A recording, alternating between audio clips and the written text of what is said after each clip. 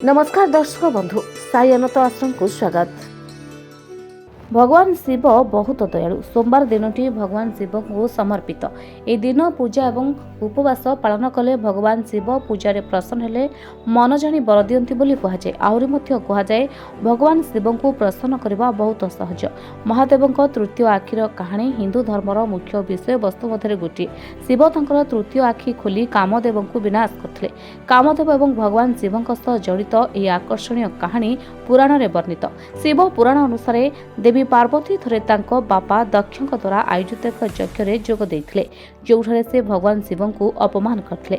स्वामी को असम्मान सह्य न करि न पारि से यज्ञ कुंड को डेई आत्महत्या करथिले।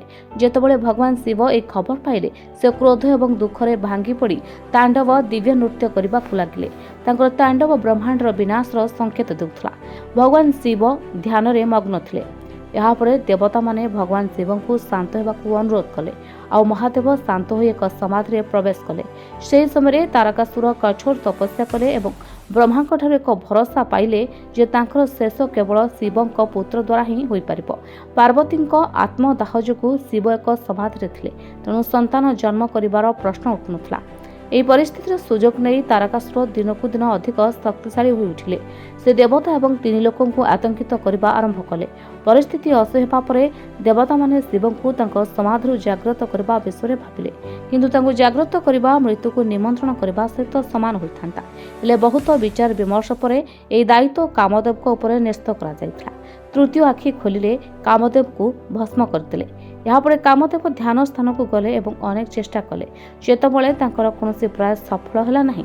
से शेष में शिव उपरकू एक फूल तीर निक्षेप कले। तीरटी शिव हृदय बाजिबा मात्रे तांकर ध्यान भांगीगला। आउ तापरे महादेव क्रोधरे उठी पड़िले एवं तांकर तृतीय आखि खोलिदेले। तांकर तृतीय आखिरु अग्नि तुरंत कामदेव को पाउंस करदेला। धन्यवाद।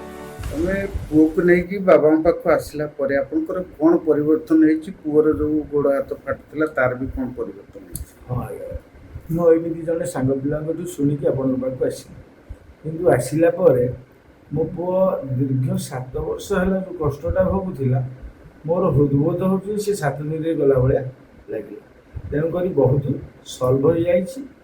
एथिबाई बाबा को कोटि कोटि प्रणाम। आउ महावीर पंचमुखी महावीर हनुमान को मो स्वामी जहाँ कहले मुझे से कहना चाहूँगी। तथा मोर अलग अनुभूति बाबा कहले मेडिटेशन करने आम सात मेडिटेशन कलापर काली कर मेडिटेशन मो निजे महावीर आसिक छुई पेटू देवी आ मुझे कष्ट पाई मो पुओ एमती कि बर्तमान अनुभव करुँच मो पुओ भविष्य संपूर्ण भल।